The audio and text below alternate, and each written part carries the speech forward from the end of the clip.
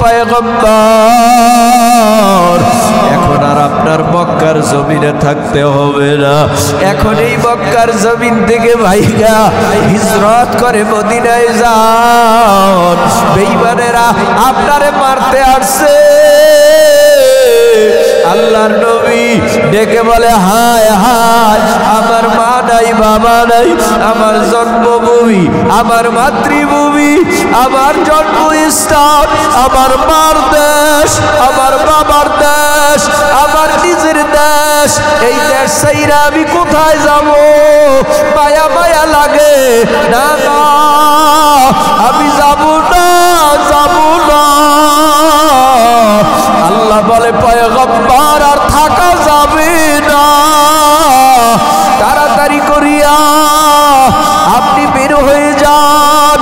ওই রাত্রে হযরতে আলী রাদিয়াল্লাহু তাআলা আনহু নবীর কাছে, নবী ডেকে বলে, আলী তুমি কি পারবা আমার চাদরটা মুড়ি দিয়া আমার বিছানায় ঘুমাইয়া যেতে?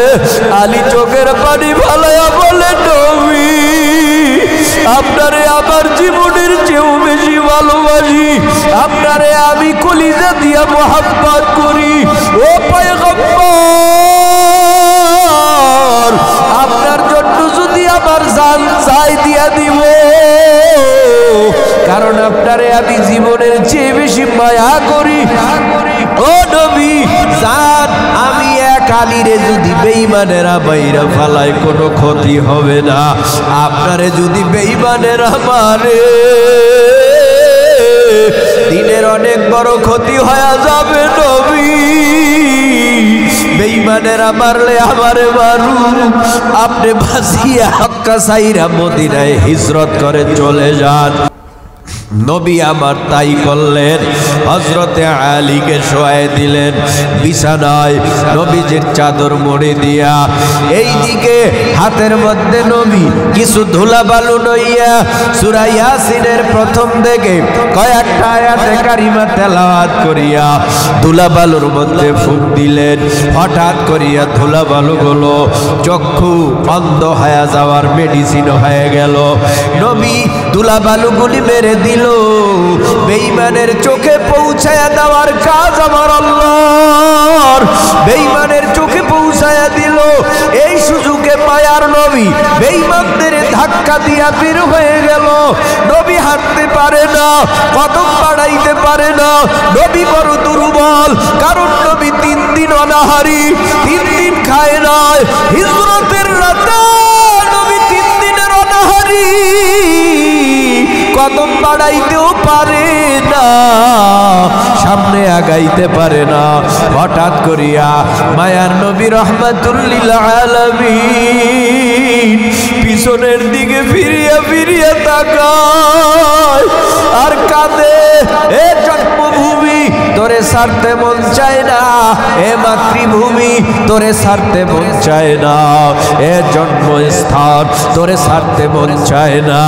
রাহমাতুল লিল আলামিন খানায়ে কাবা বাইতুল্লাহর দিকে তাকাইয়া চোখের পানি ফালাইয়া কান্না করে বলে, এ বাইতুল্লাহ তোরেও ছাড়তে মন চায় না। বেঈমানেরা আমার এই দেশে থাকতে দিল না, যদি আবার সুযোগ হয় তোর খেদমত করব। রাহমাতুল লিল আলামিন যাইতে যাইতে আবু বকরের বাড়ির দরওয়াজার কিনারায় হাজির। এ যুবক, একটু কি মনটা নরম হয় না? নবীর জন্য কি একটু মায়া লাগে না? নবীর প্রেম আর ভালোবাসা কি অন্তরে নাই? রাহমাতুল লিল আলামিন আবু বকরের বাড়ির দরওয়াজার কিনারায় দরওয়াজায় টোকা, অটোমেটিক দরওয়াজা খুলে গেল। আবু বকর রাদিয়াল্লাহু তাআলা আনহু লাব্বাইক ইয়া রাসূলুল্লাহ বলে সাড়া দিল। আল্লাহর নবী বলে, আবু বকর আপনি কি রাত্রবেলা ঘুমান নাই? আবু বকর চোখের পানি ছেড়ে বলে, নবী কার জন্য ঘুমাবো? কেন ঘুমাবো? আমার ঘুম আসে না। আপনারে যে কি মহব্বত করি, ও নবী তা ভাষায় ব্যক্ত করা যাবে না। আপনার ডানে শত্রু, আপনার বামে শত্রু, আপনার সামনে পিছনে শত্রু, বেঈমানেরা আপনারে পাইলে মাইরা ফালাবে। ও নবী আপনারে মারবে, আর আমি আবু বকর তাকাইয়া দেখবো, হতে পারে না। প্রয়োজনে নবী আপনাকে বাঁচাইতে আমি আবু বকর মরে যাব, তবুও আপনার শরীরে বেঈমানরা একটা কাঁটার আসর দিব, এটা আমি আবু বকর সহ্য করতে পারবো না। দেরি করে না, আবু বকরকে বলেন নবী তাড়াতাড়ি চলো, এই দেশে আর থাকা যাবে না, এই দেশে থাকতে আল্লাহ নিষেধ করছে। চোখের পানি আবু বকরও ফালায়, নবীও ফালায়। আবু বকর চোখের পানি ফালাইয়া কান্না করে, নবীর ডানে বামে সামনে পিছনে দৌড়াইয়া যায়। আবু বকরকে নবী বলে, আবু বকর ঘুমান নাই। নবী বহুদিন আগে বলেছেন মক্কা ছাইরা মদিনায় যাওয়া লাগবে, ওই থেকে আমি ঘুমাই নাই। আল্লাহর নবী বলে আবু বকর তাড়াতাড়ি চলেন। আবু বকরকে লইয়া নবী এবার মক্কা ছাইরা মদিনার পথ ধরলেন। 450 কিলোমিটারের পথ, এত লম্বা সফর। হিজরতের রাত্রে মক্কা ছাইরা মদিনায় গেছে মায়ার নবী 14 দিনে। এত বড় রাস্তা, এত বড় পথ, এখন তো কত সুন্দর পথ। এই বিমানে আসা যায় মক্কা থেকে মদিনায়, আবার গাড়িতে আসা যায়, কিন্তু মায়ার নবী কত ঝুপড়ো, কত কাটা, কত পাহাড়, কত পর্বত পেরিয়ে মক্কা থেকে নবী মদিনায় হিজরত করে আসছে, কত কষ্ট করে আসছে। মদিনার মানুষগুলি পাগল, কখন নবী আসবে আর নবীরে এক নজর দেখে কলিজাটারে ঠান্ডা বানাবো। নবীরে দেখে সবাই মুগ্ধ হয়ে গেল। লম্বা ঘটনা, নবী মদিনায় গেছে।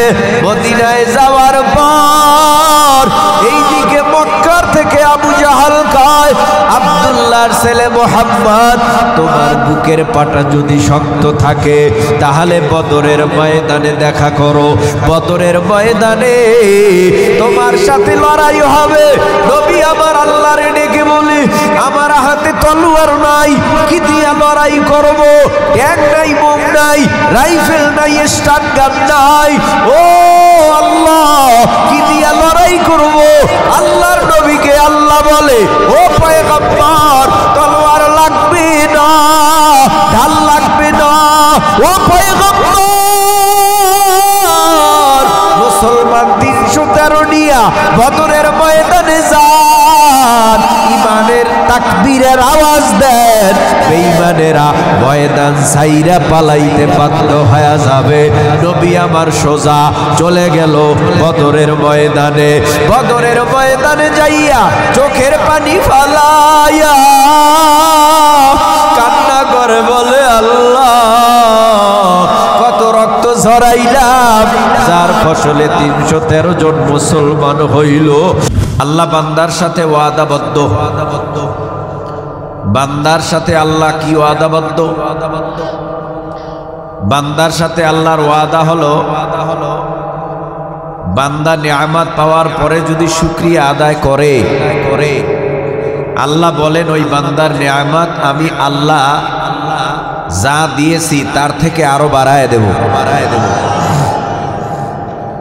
আর বান্দার সাথে আল্লাহর ওয়াদা, নিয়ামত পাওয়ার পরে যদি বান্দা অকৃতজ্ঞ হয়, না শুকরি বান্দা হয়, আল্লাহ বলেন আমি যা দিয়েছি তাও আমি আল্লাহ নিয়ে যাব।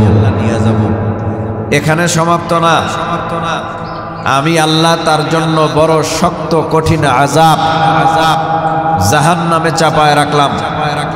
ওই জাহান্নামে ঢুকাইয়া তারপরে তাকে কষ্ট শাস্তি দেয়া হবে। আপনাদের কাছে প্রশ্ন, জবাব দেন। আল্লাহর দেওয়া নিয়ামত আমার আপনার 3.5 হাত বডির ভেতরে আছে না নাই? কম না বেশি? দুটো কিডনি দিছে আমার মা বাবা। কে দিছে? দোনোটা কিডনি সবল না দুর্বল? সবল। আসমান, জমিন, চন্দ্র, সূর্য, নদীর ভিতরের রং বিরঙের মাছ, বাগানের ফল, আল্লাহর দেওয়া নেয়ামতের অভাব নাই। আল্লাহ বলেন, বান্দা সব দিলাম আমি দুনিয়ার জমিনের মধ্যে। আমি যদি তোমাদেরকে এগুলি না দিতাম কেউ দিত না। এগুলো দেওয়ার মানে আমি জানি বান্দা তোমার সূর্যের আলো লাগবে, আমি জানি বান্দা তোমার চন্দ্রের আলো লাগবে, আমি জানি বান্দা তোমার আপেল লাগবে, কমলা লাগবে, আমি জানি বান্দা তোমার পুষ্টির জন্য খানার ব্যবস্থা লাগবে। আমি আল্লাহ তোমার জন্য খানার আয়োজন করলাম, আমি আল্লাহ তোমার জন্য ফলের আয়োজন করলাম, আমি আল্লাহ তোমাকে দুনিয়ায় পাঠাবার 6 মাস আগে খানা তোমার মায়ের স্তনে রিজার্ভ করে রাখলাম। বান্দা তোমার যেন খানায় দুনিয়ার মধ্যে যাওয়ার পরে ত্রুটি না হয়। জমিনের মধ্যে আমার আল্লাহ সূর্য কেন দিলেন? বলে বান্দার গোলামির জন্য, খেদমতের জন্য। চন্দ্র কেন দিলেন? বান্দার খেদমতের জন্য। জমিন কেন দিলেন? বান্দার খেদমতের জন্য। জমিনের মধ্যে একটা কুকুর, আমরা বাড়িতে কুকুর পালি না, তারপরও অনেক ক্ষেত্রে দেখা যায় কুকুরটা বাড়িতে সারা রাত্র পাহারাদারি করে। আমি সুন্দরভাবে খানা খাই, ভাত খাই, কোরমা খাই, পোলাও খাই, জর্দা ফেনি খাই, কুকুরটা জর্দা ফেনির ভাগ দেও নাই, কুকুরটারে ভাতের ভাগও দেও নাই, গোশতের ভাগও দেও নাই, কুকুরটারে কাটা হাড্ডি ময়লা যুক্ত খানা দিলা। সারা রাত্র কুকুরটা তোমার বাড়িতে পাহারাদারি করলো। বোঝা গেল কুকুরটা আল্লাহ বানাইছে তোমার আমার খেদমতের জন্য। এই জমিনের মধ্যে যা কিছু দেখো সব কিছু বানাইছে বান্দা তোমার আমার খেদমতের জন্য। তোমারে আমারে আল্লাহ কেন বানাইলো? একদিন কি চিন্তা ভাবনা করে দেখেছো কেন আমারে বানাইলো? এ যুবক, এ তরুণ, এ কিশোর ভাই, ও পর্দার অন্তরালার মা বোনেরা, মাইকের আওয়াজ কানে যায়, অন্তরের কান লাগাইয়া শোনো আর নিজের কাছে প্রশ্ন করো। আমি যেই কথাগুলি বলি দেখো কথাগুলি দিলে আসর করে কিনা। আল্লাহ পাক সব বানাইছি আমার আপনার জন্য, আমাকে আপনাকে আল্লাহ বানাইছে অনর্থক বেহুদা অযথা।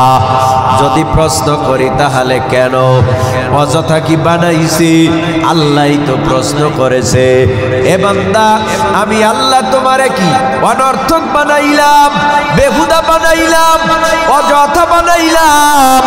আফা হাসিবিতুম আন্নামা খালাকনাকুম আবাসা ওয়া আন্নাকুম ইলাইনা লা তুরজাউন।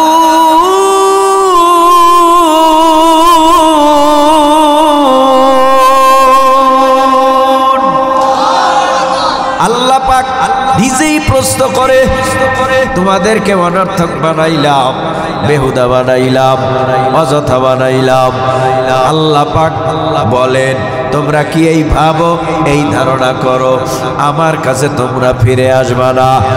এ নবীর উম্মত, একটু জিহ্বা নাড়াইয়া মোহাব্বতের নজরে উঁচু আওয়াজে বলেন, আল্লাহ কি আমাদের অনর্থক বানাইছে? বলেন না কেন? বেহুদা বানাইছে, অযথা বানাইছে? আল্লাহ বলে না না না।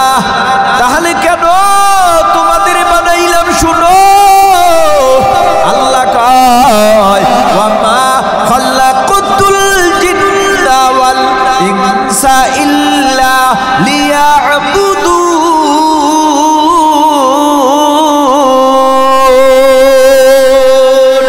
মা খালাকতুল জিন্না ওয়াল ইনসি বেখাজুজ ইবাদাত লিস্তে মাকসুদ আজ্জাহা।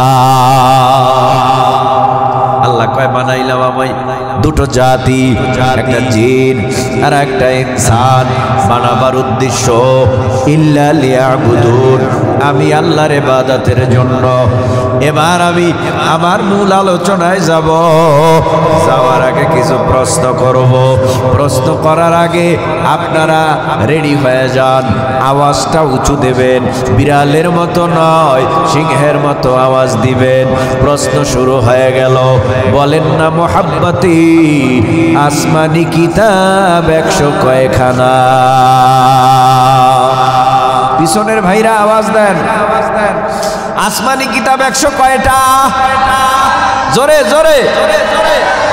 আসমানি কিতাব 104 খানা। 104 খানা আসমানি কিতাব। জমিনের মধ্যে নবী আল্লাহ পাঠাইছে লক্ষাধিক। এক একটা করে যদি আসমানি কিতাব আমার আল্লাহ দুনিয়ার জমিনে নবীদেরকে দান করতেন, তাহলে জমিনের মধ্যে আসমানি কিতাব হইতো লক্ষাধিক। কিন্তু না না, সকল নবীকে আল্লাহ আসমানি কিতাব দেয় নাই, মাত্র কয়েকজন নবীকে আমার আল্লাহ 104 খানা আসমানি কিতাব দিয়েছে। এর মধ্যে একটা তাওরাত, আর একটা জাবুর, আর একটা ইনজিল, আর একটা মহাগ্রন্থ আল কোরআন, আর বাকি 100 সহিফা মাত্র কয়েকজন নবীর উপরে নাজিল করলো। এ যুবক ভাই, একটু জিহ্বা নাড়ায়া বলো, মুসা নবীর উপরে কোন কিতাব নাজিল হয়? তাওরাত। দাউদ নবীর উপরে কোন কিতাব নাজিল হয়? জাবর। ঈসা নবীর উপরে কোন কিতাব নাজিল হয়? ইনজিল। মুহাম্মাদুর রাসূলুল্লাহ সাল্লাল্লাহু আলাইহি ওয়াসাল্লামের উপরে কোন কিতাব নাজিল হয়? মহাগ্রন্থ আল কোরআন। এই জমিনের মধ্যে মুসা নবী নাই, দাউদ নবী নাই, ঈসা নবী নাই, আমার নবীও নাই। জমিন থেকে সমস্ত নবীরা বিদায় হয়ে গেল। মুসা নবীর বিদায়ের পর তাওরাত বিলীন হয়ে গেল। আসল তাওরাত এখন আর নাই। যদি কেউ বলে আছে, আমি বলবো এটা নকল, আসলটা আর নাই। যদি কেউ বলে জাবুর আছে, আওয়াজ আসবে, থাকলেও সেটা নকল, আসল জাবুর আর নাই। বলে ইনজিল আছে, আমি বলবো নকল, আসল সেই আসমানি ইনজিল আর নাই। মুসা নবী বিদায়, তাওরাত বিদায়, দাউদ নবী বিদায়, ইনজিল বিদায়। আমার নবী, আপনার নবী মুহাম্মাদুর রাসূলুল্লাহ সাল্লাল্লাহু আলাইহি ওয়াসাল্লাম ১৫০০ বছর আগে বিদায় হইয়া নবীজি মদিনার রওজা মুবারকে ঘুমায়। এ যুবকের দল, জিহ্বা নাড়াইয়া বলো না ভাই, নবীর উপরে নাজিলকৃত মহাগ্রন্থ আল কোরআন নবীর বিদায়ের পরেও সারা দুনিয়ায় আছে না নাই? বলো, সেটা কি আসল না নকল? নবীর উপরে নাজিলকৃত মহাগ্রন্থ আল কোরআন 1450 বছর আগে যেমন ছিল এখনো তেমন আছে না নাই? এই কোরআনটারে হেফাজত করে রাখছে কে? আরো জোরে। আল্লাহ শব্দ উচ্চারণ করলে গুনাহ টুনা হবে? আপনার সাথে আল্লাহর সাথে কোনো বাজাবাজি আছে? আল্লাহর সাথে আপনার সাথে কোনো ঝগড়া হয়েছে? যদি না হয়ে থাকে, জিহ্বা নাড়াইয়া বলো, পবিত্র কোরআনুল কারীম এটা কার কিতাব? এই কালামে জিন্দা কোরআনে হাকিম হিকমতে ও লা ইয়াজালাসতু কদিম জামিউল ইলমি ফিল কোরআনে হাকিম তাকাসুরাত আনহু আফহামুর রিজালি বখা কোরআন কালামুল্লাহ বাশানো কদিমাসতি কদিমাসতি নইনো কোরআনটা এমন একটা কিতাব, আল্লাহর নবী ডেকে বলে উম্মতের দল, কোরআন এত দামি কিতাব, যেই কিতাব ধরলে সওয়াব, পড়লে সওয়াব, তাকাইলে সওয়াব, ঠোঁটে নিয়া চুমু খাইলেও সওয়াব, অর্থ জেনে না পড়লেও সওয়াব, অর্থ জেনে পড়লেও সওয়াব, নামাজে পড়লেও সওয়াব, নামাজের বাহিরে পড়লেও সওয়াব। কোরআন এমন একটা কিতাব, যেই কিতাব বুকে লাগাইলেও সওয়াব। কোরআন এমন একটা কিতাব, যেই কিতাবটা রাত্রে আসলো, রাত্রের দাম বেড়ে গেল। কি কোরআনটা নাজিল হইল রমজান মাসে, রমজানের দাম আলাদা বেড়ে গেল। কোরআনটা মক্কায় আসলো, মক্কা পরিচিত হয়ে গেল। কোরআনটা মাদিনায় আসলো, মাদিনা পরিচিত হয়ে গেল। কোরআন গেল মানুষের সিনায়, মানুষটার দাম আল্লাহ বাড়ায় দিল। এরে নবীর উম্মত, কোরআন এমন একটা কিতাব, পড়তে জানো না, যিনি পড়তে পারে তার জবানের তেলাওয়াত যদি পড়তে না জানা মানুষটা কানটারে লাগাইয়া তেলাওয়াত শোনো, তেলাওয়াত কইরা যেই পরিমাণ সওয়াবের ভাগীদার হইল, তেলাওয়াত শুইনাও ওই পরিমাণ সওয়াবের অধিকারী হইল। জোরে কোন সুবহানাল্লাহ। কোরআন এমন একটা দামি কিতাব, যেই কিতাবটা একটা কার্ডের উপরে রাইখা তেলাওয়াত করলেও কার্ডের দাম। কোরআন এমন একটা কিতাব, একটা জুজদান বানাইয়া কাপড় দিয়া কাবার বানাইয়া যদি কোরআনটা ওই কাবারে ঢুকানো হয়, আলাদা কাবারের দামটা বেড়ে যায়, কাপড়টার দাম বেড়ে যায়। কোরআনটা একটা কাগজের টুকরা কোরআনের মধ্যে ঢুকাইয়া যদি কালো অক্ষরের লাইনগুলি টেনে টেনে ভরা হয়, আলাদা একটা সম্মান আর দাম ওই কাগজটার বেড়ে যায়। কাগজটাই তো কোরআন না, কাঠটাই তো কোরআন না, একটা কাপড়েই তো কোরআন না। বলে কোরআনের সহবতে কাগজ গেলে দামি হয়ে যায়, কোরআনের সহবতে কাঠ গেলে কাঠ দামি হয়ে যায়, কোরআনের সহবতে একটা কাপড় গেলে কাপড়টা দামি হয়ে যায়। যার সিনার মধ্যে কোরআন আছে তার সহবতে বসলেও আমার আল্লাহ বেদামি মানুষগুলি দামি বানায় দেয়, ঠিক কিনা? সহবতে সালে তোরা সালে কুনাত, সহবতে তালে তোরা তালে কুনাত। এক জামানা সহবতে বা আউলিয়া বেতারাজ সদ সালে তোআত বেরিয়া।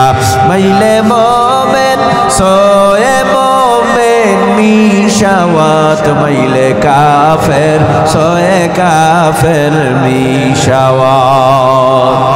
কষ্ট হইতেছে ভাইরা আমার। এই কোরআন নাজিল হইল কোথায়? বলে মক্কা আর মদিনায়। কখন কোরআন নাজিল হয়েছে? ঈসা নবীর উপরে আমার আল্লাহ একটা আসমানি কিতাব দিয়েছিল, কিতাবটার নাম হলো ইনজিল। ঈসা নবী আল্লাহর কাছে দোয়া করেছে বিশ্ব নবীর উম্মত হওয়ার জন্য, আল্লাহ কবুল করে আসমানে ঈসা নবীরে উঠায় নিল। ঈসা নবীকে আসমানে উঠায় নেওয়ার পর গোটা দুনিয়ার মধ্যে আমার আল্লাহ 570 থেকে 600 বছর পর্যন্ত কোন নবী রাসূল পয়গম্বরই পাঠায় নাই। এই 570 থেকে 600 বছরের মধ্যে গোটা দুনিয়ার জমিনে নবীও নাই, রাসূলও নাই, পয়গম্বরও নাই। সমস্ত মানুষগুলি নবী হারা, সব অসভ্য হয়ে গেল। অসভ্য হতে হতে হতে হতে হতে মানুষগুলো মা বাবার সাথে আচরণ ভালো করে না, সম্পর্ক ভালো নাই। অসভ্য হতে হতে মুরব্বী মানে না, অসভ্য হতে হতে হুজুর মানে না, অসভ্য হতে হতে ইমাম মানে না, অসভ্য হতে হতে এমন পর্যায়ে চলে গেল এই মানুষটা অসভ্য হতে হতে হাত দিয়া মূর্তি বানাইয়া নাম রাখছে লাত, হাত দিয়া মূর্তি বানাইয়া নাম রাখছে সনাম, হাত দিয়া মূর্তি বানাইয়া নাম রাখছে ওজ্জা, হাত দিয়া মূর্তি বানাইয়া নাম রাখছে বিভিন্ন নামে ডাকে। আর এই বিভিন্ন নামে ডাইকা ওই মূর্তির কাছে আত্মসমর্পণ আর স্যালেন্ডার কইরা বলে, এ লাত যা দেওয়ার দাও, যা চাইতা দাও, এ মানাত যা চাইতা দাও, ওজ্জা যা চাইতা দাও। কি ব্যাপার? তুলসী গাছের কাছেও চায়, সাপের কাছে দুধ কলা দিয়া নাম সাপের মনসা রাইখা সাপের কাছেও চায়। ব্যাপারটা কি? আগুনের কাছেও চায়, সূর্যের কাছে চায়, চন্দ্রের কাছে চায়, গরুর কাছে চায়। মানুষ এত অসভ্য হয়ে গেছে, আল্লাহ যে একজন আছে সেই কথা শয়তান সবাইরে ভুলায় রাখছে। 1450 বছর হয়ে গেছে মায়ার নবী দুনিয়ার থেকে বিদায়। তবে এই 600 বছর পর মানুষগুলি এত অসভ্য হয়েছে। এই অসভ্য মানুষগুলি সভ্য বানাবার জন্য শুধু আমার আল্লাহ একজন নবী মক্কার নবী করে পাঠায় নাই, মদিনার নবী করে পাঠায় নাই, গোটা দুনিয়া বিশ্ব জুড়ে একজন নবী পাঠাইলেন। যেই নবীর বাবা আব্দুল্লাহ, মা আমেনা, জন্ম মক্কায়, বংশ কুরাইশ, নিজের নাম মুহাম্মাদুর রাসূলুল্লাহ সাল্লাল্লাহু আলাইহি ওয়াসাল্লাম। আখির জামানার পয়গম্বর দুনিয়ার জমিনে আসলেন। আস্তে আস্তে করে বড় হইল বেঈমান আবু জাহল, সায়বা, উতবা, আবু লাহাব সবাই নবীর চেহারা দেখে মুগ্ধ হয়ে গেল। নবীর চেহারায় মুগ্ধ, নবীর কথায় মুগ্ধ, নবীর চারিত্রিক চরিত্র দেখে মুগ্ধ। নবীর কাছে এমন বড় বড় স্বর্ণের দলা রাখতো।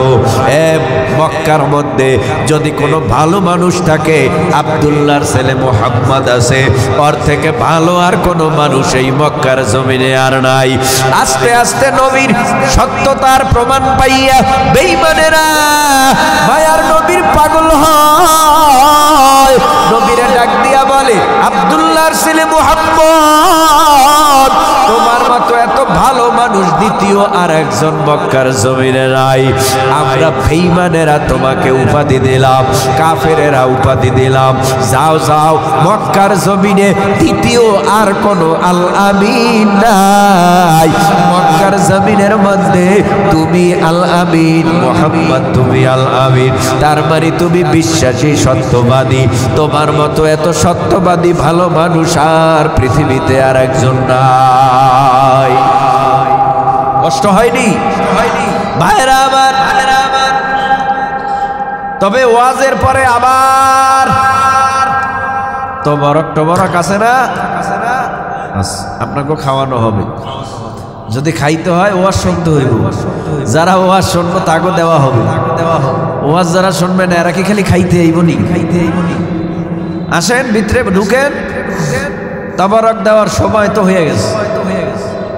আমি গেলেই তো তবরক। আসেন যারা ডানে বামে আছেন ভিতরে ঢুকেন। আল্লাহ আমাদের বুঝ দেন। আমিনের আওয়াজ আরো সোলো দেন, কেউ জানি না শোনে। আরো জোরে। ভাইরা আমার, রহমাতুল লিল আলামিন আস্তে আস্তে বড় হইছে। 25 বছরে পদার্পণ করেছে। মা খাদিজাতুল কুবরাকে বিবাহ করেছে। নবী আমার জাবালে সুর, জাবালে নূর, জাবালে নূর গারে হেরা, নবী সেখানে ধ্যানে বসতেন। এই যে ধ্যান শুরু হইল, আল্লাহর পয়গম্বর আস্তে আস্তে করে বয়স বাড়তে বাড়তে 40-এ পদার্পণ করলো। এতদিন নবীরে আল আমিন বলেছে আবু জাহেল, সাহেবা অথবা আবুল আহাব। এখন আল্লাহ পাক নবীরে ডেকে বলে, পয়গম্বর, আর মক্কার জমিনে ঘরে বসে থাকা যাবে না। ও নবী, এখন থেকে আপনার দায়িত্ব, আপনি বানাইয়া দেন ইয়াতলু আলাইহিম আয়াতি, নবী কোরআনের তেলাওয়াত কইরা তরজমা কইরা সমস্ত বেঈমানের কানে পৌঁছায়া দেন। একটা জান্নাত আছে আর একটা জাহান্নাম আছে। সৎ পথে চলার জন্য বলেন, অসৎ পথ থেকে ফিরে রাখার জন্য আপনি দাওয়াত দেন। নবী দাওয়াতের মিশন চালু করতেছে। রহমাতুল লিল আলামিনকে আবু জাহেল বলে, আব্দুল্লাহর ছেলে মুহাম্মদ, মক্কার জমিনে নতুন ধর্মের দাওয়াত চলবে না, নতুন কথা চলবে না। এই 600 বছরের মধ্যে কোন নতুন তোমার মতো কেউ কথা বলে নাই, দাওয়াত দেয় নাই, ইসলামের কথা বলে নাই, কোরআনের কথা বলে নাই। তুমি বলো কোরআনের কথা, আমি বলি না, এটা আল্লাহর কথা না, তোমার কথা তুমি নিজে বানাইয়া এরপরে আমাদেরকে ভয় দেখাও, তোমার ভয়ে আমরা পড়ব না। আবু জাহেল ডাক দিয়া কয়, তুমি কি নবী? বলে, হ্যাঁ, আল্লাহ পাক আমারে নবুয়ত দিছে, তোমার নবী হওয়ার কোনো সনদ আসেনি।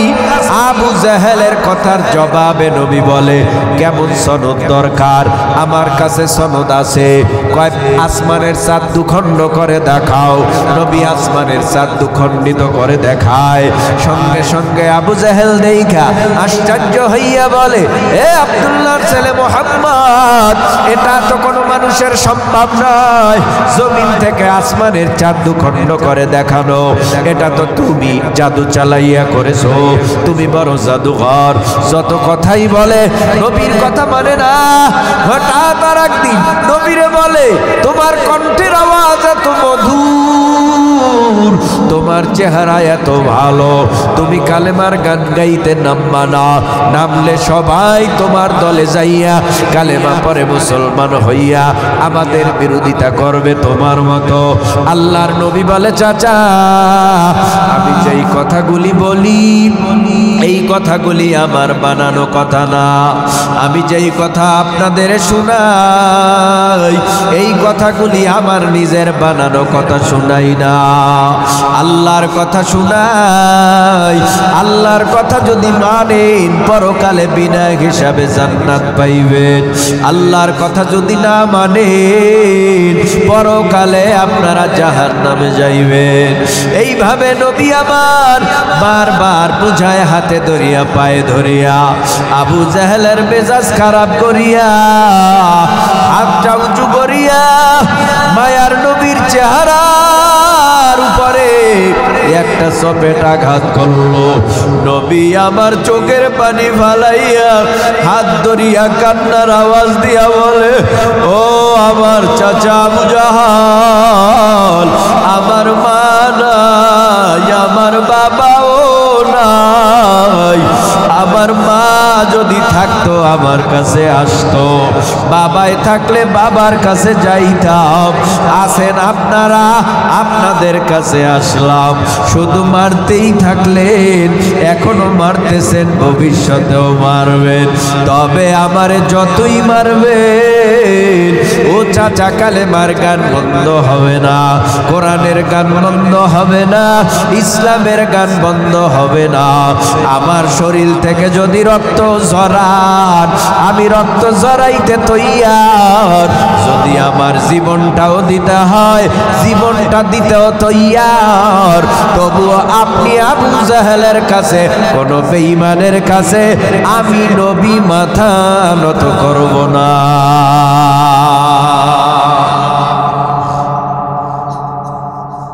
পয়গম্বর আরবি সাল্লাল্লাহু আলাইহি ওয়াসাল্লামের মিশন চলতেছে। এইভাবে কাটায় দিল 13 বছর। এই 13 বছর কাটায় দেওয়ার আগে হঠাৎ আবু জাহেল চিন্তা করে, নবী যেখান দিয়া যায় সেখান দিয়া সুগ্রাণ, নবী যার কাছে যায় সেই মুগ্ধ। গোপনে গোপনে নবীর হাতে হাত লাগাইয়া বেঈমানেরা কালেমা পড়ে মুসলমান হয়ে যায়। না না, এটা তো মেনে নেওয়া যায় না। এই মুহাম্মদ সাল্লাল্লাহু আলাইহি ওয়াসাল্লাম রে কি খতম করবি না জীবিত রাখবি নাকি দেশান্তরিত করবি বল? বাঁচায় রাখলে তো আবার অন্য দেশে গেলে সেখানে আমাদের বিরোধিতা করবে, অন্য দেশে গেলে সেখানকার মানুষ তো কালেমা পড়ে মুসলমান হইবে, কি করবি? কয় না না, মুহাম্মদকে দুনিয়ার জমিনে বাঁচায় রাখা যাবে না। মুহাম্মদ সাল্লাল্লাহু আলাইহি ওয়াসাল্লামকে একেবারে দুনিয়ার থেকে নিঃশেষ করে দেই, শেষ করে দেই, হত্যা করে দেই। আবু জেহেলের পরামর্শ অনুযায়ী যুবকদেরকে লোভ দেখায়, এ যুবকেরা পারবি আব্দুল্লাহর ছেলে মুহাম্মদ সাল্লাল্লাহু আলাইহি ওয়াসাল্লামের দেহ থেকে কল্লা নামায় দিতে? যুবকরা কয়, বিনিময়ে যদি মোটা অঙ্কের টাকা দাও আমরা সবাই তৈয়ার, আমরা কোনো ভয় পাবো না। এবার ঘর থেকে বের হইয়া গভীর রাত্রে মায়ার নবীর ঘরের চতুর্দিক ব্যারিকেড দিয়া রেখেছে। মায়ার নবী জানে না আমার নবী এতিম, আল্লাহ সারা নবীর সাথে কেউ নাই। বেঈমানেরা কয় আজকে নবীরে রাখবো না, দুনিয়ার থেকে বিদায় করে দেব। আল্লাহর নবী জানেও না তারে মারার জন্য তলোয়ার হাতে কইরা বেঈমানেরা দাঁড়ায় রইছে, হাতে তীর ধনুক নিয়া দাঁড়ায় রইছে। হঠাৎ মায়ার নবীর কাছে জিবরাইল আমিন আইসা হাজির। আইসা বলে, ও পয়গম্বর, এখন আর আপনার মক্কার জমিনে থাকতে হবে না, এখন এই মক্কার জমিন থেকে ভাইগা হিজরত করে মদিনায় যান। বেঈমানেরা আপনারে মারতে আসছে। আল্লাহর নবী ডেকে বলে, হায় হায়, আমার মা নাই, বাবা নাই, আমার জন্মভূমি, আমার মাতৃভূমি, আমার জন্মস্থান, আমার মার দেশ, আমার বাবার দেশ, আমার নিজের দেশ, এই দেশ ছাইরা আমি কোথায় যাব? মায়া মায়া লাগে, না না আমি যাব না, যাব না। আল্লাহ বলে, পয়গম্বর আর থাকা যাবে না, তাড়াতাড়ি করিয়া আপনি বের হয়ে যান। ওই রাত্রে হযরতে আলী রাদিয়াল্লাহু তাআলা আনহু নবীর কাছে, নবী ডেকে বলে, আলী তুমি কি পারবা আমার চাদরটা মুড়ি দিয়া আমার বিছানায় ঘুমাইয়া যেতে? আলী চোখের পানি ফালাইয়া বলে, নবী আপনারে আমার জীবনের চেয়েও বেশি ভালোবাসি, আপনারে আমি কলিজা দিয়া মোহাব্বত করি। ও পয়গম্বর, আপনার জন্য যদি আমার জান চাই দিয়া দিব, কারণ আপনারে আমি জীবনের চেয়ে বেশি মায়া করি। ও নবী জান, আমি এক আলীরে যদি বেঈমানেরা বাইরা ফালায় কোনো ক্ষতি হবে না, আপনারে যদি বেঈমানেরা মারে দিনের অনেক বড় ক্ষতি হয়ে যাবে। নবী বেঈমানেরা মারলে আমারে মারুক, আপনি ভাসিয়া মক্কা ছাইরা মদিনায় হিজরত করে চলে যান। নবী আমার তাই করলেন। হযরতে আলীকে শোয়ায় দিলেন বিছানায়, নবীজির চাদর মুড়ি দিয়া। এইদিকে হাতের মধ্যে নবী কিছু ধুলা বালু লইয়া সূরা ইয়াসিনের প্রথম থেকে কয়েকটা আয়াতে কারিমা তেলাওয়াত করিয়া ধুলা বালুর মধ্যে ফুঁক দিলেন। হঠাৎ করিয়া ধুলা বালুগুলো চক্ষু বন্ধ হয়ে যাওয়ার মেডিসিন হয়ে গেল। নবী ধুলা বালুগুলি মেরে দিল। বেঈমানের চোখে পৌঁছায়া দেওয়ার কাজ আমার আল্লাহর। বেঈমানের চোখে পৌঁছায়া দিল। এই সুযোগে মায়ার নবী বেঈমানদের ধাক্কা দিয়া বের হয়ে গেল। নবী হাঁটতে পারে না, কদম বাড়াইতে পারে না। নবী বড় দুর্বল, কারণ নবী 3 দিন অনাহারি, 3 দিন খায় নাই। হিজরতের রাতে নবী 3 দিনের অনাহারি। কদম বাড়াইতেও পারে না, সামনে আগাইতে পারে না। হঠাৎ করিয়া মায়ার নবী রাহমাতুল লিল আলামিন পিছনের দিকে ফিরিয়া ফিরিয়া তাকায় আর কাঁদে। এ জন্মভূমি তোরে ছাড়তে মন চায় না, এ মাতৃভূমি তোরে ছাড়তে মন চায় না, এ জন্মস্থান তোরে ছাড়তে মন চায় না। রাহমাতুল লিল আলামিন খানায়ে কাবা বাইতুল্লাহর দিকে তাকাইয়া চোখের পানি ফালাইয়া কান্না করে বলে, এ বাইতুল্লাহ তোরেও ছাড়তে মন চায় না। বেঈমানেরা আমার এই দেশে থাকতে দিল না, যদি আবার সুযোগ হয় তোর খেদমত করব।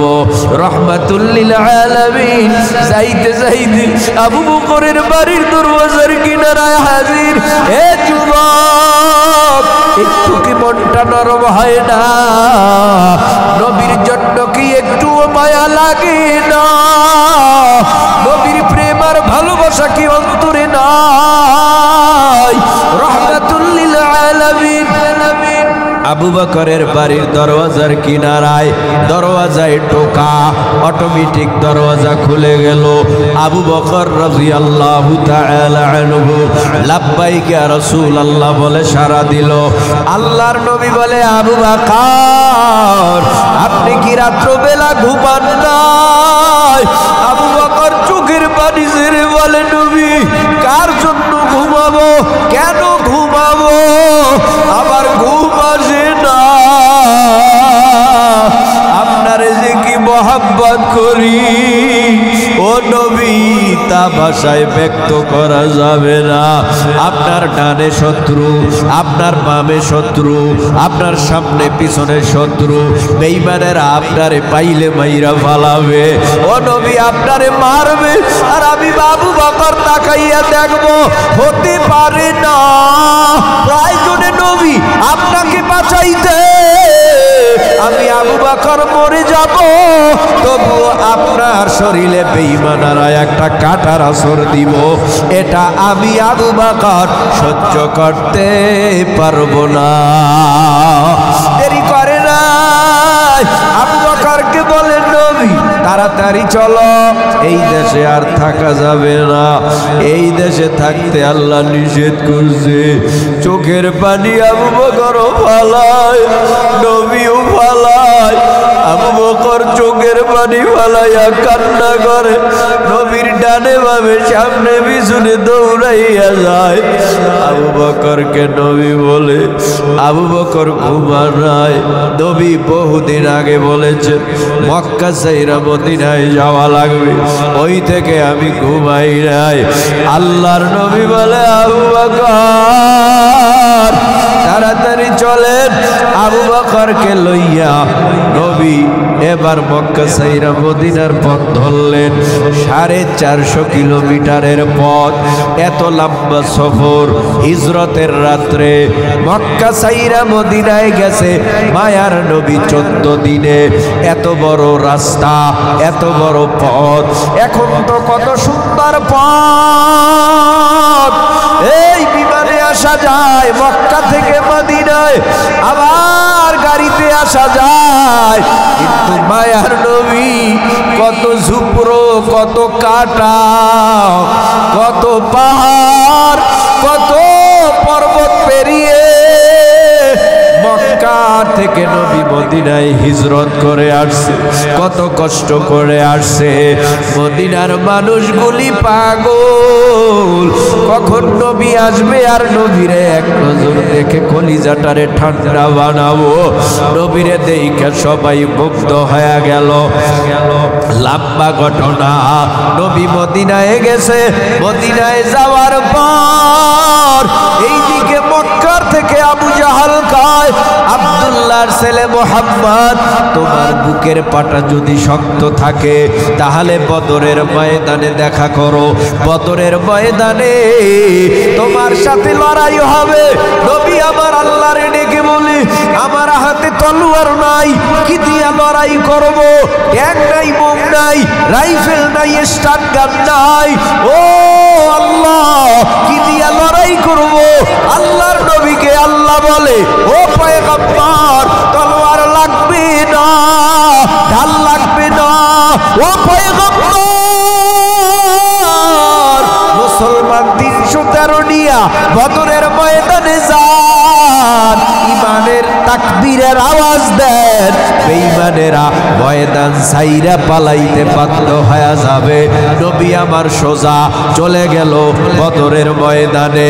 বদরের ময়দানে যাইয়া চোখের পানি ফালাইয়া কান্না করে বলে, আল্লাহ কত রক্ত ঝরাইলাম, যার ফসলে 313 জন মুসলমান হইল, কত না খাইয়া রইলাম, যার ফলে 313 জন মুসলমান হইল। না খাওয়া রক্ত মাখা শরীর নিয়া কত কাঁদলাম, এই উম্মতের কাছে যাইলাম, উম্মত আমারে মানলো, আপনারে মানলো, সেই উম্মত নিয়া সব সম্বল নিয়া আমার আর ডানে বামে কোনো মুসলমান নাই, সব মুসলমান নিয়ে বদরের মাঠে আসি। ওদেরকে যদি বেঈমানেরা মাইরা ফেলায়, আমার মতো দুঃখ আর বেশি কেউ পাবে না। ও আল্লাহ আমাদের উপরে দয়া করো, মায়া করো, মেহেরবানি করো। আল্লাহ কয় নবী কাঁদবেন না। বদরের ময়দানে আপনি উপস্থিত হইলেন, চিন্তা নাই, আমি আল্লাহ নিজে সেনাবাহিনী তৈরি করে রাখলাম আসমানে। সেনাবাহিনী ফিরিস্তা যখন দরকার হবে তখন আমি আল্লাহ পাঠাইয়া মুসলমানের গলায় বিজয়ের মালা পরাইয়া মুসলমানদেরকে আমি আল্লাহ বিজয় দিয়া দেব, ভয় পাবেন না। 17ই রমজান বদরের ময়দানে মুসলমানেরা হাজির, মুসলমানের হাতে ঢাল নাই, তলোয়ার নাই। জিহ্বা নাড়াইয়া বলো, ভাই বিজয় কার হাতে? আরো জোরে বলো, বিজয় কার হাতে? আল্লাহ বিজয় দিবে আমাদের নবীকে। বাস আবু জাহেল ডাকে, নবী গেছে, বেঈমানরা পরাজয় বরণ করলো, মুসলমানের বিজয় হলো। কিয়ামতের ময়দানে আবু জাহাল জাহান্নামে যাবে, নবী উম্মত নিয়ে জান্নাতে যাবে। বেঈমানেরা পরাজয় বরণ করছে, আমার নবী আপনার নবী দোজাহানের সরদার মুহাম্মাদুর রাসূলুল্লাহ সাল্লাল্লাহু আলাইহি ওয়াসাল্লাম এবার সোজা আবার মদিনায় 14 জন মুসলমান বদরের ময়দানে শাহাদাত বরণ করলেন। নবী আমার কাঁদে কেঁদে কেঁদে বলে, আল্লাহ যারা বদরের ময়দানে শহীদ হইল সবাইকে তুমি পরকালে বিনা হিসাবে জান্নাত দিও। আল্লাহ কয়, পিছনের ভাইরা ঘুমাননি দেখি, একটু মোহাব্বতে উঁচু আওয়াজে পিছনের ভাইরা বলেন আল্লাহু আকবার। আপনারা চুপ থাকেন, দেখি পিছনের ভাইরা বলেন জোরে আল্লাহু আকবার। আরো জোরে, আপনারা বলেন, জোরে আওয়াজ দিয়া বলেন আল্লাহু আকবার। অনেক বছর পর ওয়াজ হইতে আছে মনে হয়, ওয়াজের দরকার, ঠিক না? আল্লাহ আমাদেরকে বুঝার তৌফিক দেন। মুসলমানের সংখ্যা বেড়ে দাঁড়ালো কত? জোরে, কম না বেশি? 10,000 মানুষ এক জায়গায় থাকলে কাউরে ভয় করে? মুসলমানের সংখ্যা একজনও ছিল না, বাড়তে বাড়তে 313, সেখান থেকে বেড়ে দাঁড়ালো 10,000। আল্লাহ পাক রব্বুল আলামিন বলেন, ও পয়গম্বর এখন আর মক্কার জমিনে না, মদিনার জমিনে না, মক্কার জমিনের পথ ধরেন। নবী সোজা মক্কার জমিনে আগমন করবে। 10,000 মুসলমানের বড় এক কাফেলা। মক্কার বেঈমানেরা কানে শুনতে পেয়েছে মক্কা দখল করার জন্য বেঈমানেরা আসতেছে। কি করবা এ মক্কার কাফেরেরা, কি করবা? আব্দুল্লাহর ছেলে মুহাম্মদ রে কি মক্কায় ঢুকতে দেবা নাকি তারে বাধা দিবা? না না, ঢুকতে দেওয়া যাবে না। যদি মক্কার জমিনে ঢুকে তাহলে আমাদের কাউকে রাখবে না। বেঈমানেরা আবার কয় চল আমরা রুখে দেই, চল আমরা বাধা দেই। না না, বাধা দিবি কোন কাফেলা? যেই কাফেলার মধ্যে আবু বকর, উমর, উসমান, আলী, বেলাল, 10,000 সাহাবা একরাম রিদওয়ানুল্লাহি তাআলা আলাইহিম আজমাইন সবাইরে বাধা দিতে পারলেও হযরতে উমরকে বাধা দিতে পারবা না। তাই কহ, দেরি করে রে, বাস জিকিরে ফিকিরে মদিনার থেকে মক্কার দিকে ঢুকতেছে, জিকিরে ফিকিরে ঢুকে। বেঈমানেরা কয় বাধা সবাইরে দিতে পারলে উমরে বাধা দেওয়ার ক্ষমতা কারো নাই। তাহলে কি করবা? কোনো বাধা টাধার দরকার নাই, ঢুকতে দাও। পয়গম্বর 10,000 কাফেলা নিয়ে মক্কায় ঢুকছে। মক্কায় ঢোকার পর আখিরি জামানার পয়গম্বর ওই মক্কায় ঢুকিয়া সবাইকে জানায় দেয়, এ মক্কার বেঈমানেরা, আমারে তো মারতে কম মারস নাই, আমারে পিটাইতে কম পিটাস নাই, রক্ত ঝরাইতে কম ঝরাও নাই। 10,000 মুসলমান নিয়ে হাজির হয়েছি। এখন ইচ্ছা করলে আমি তোদের প্রতিশোধ নিতে পারি, কিন্তু আমি প্রতিশোধ নিব না। আমি নবী সবাইরে সাধারণ ক্ষমা করে দিলাম।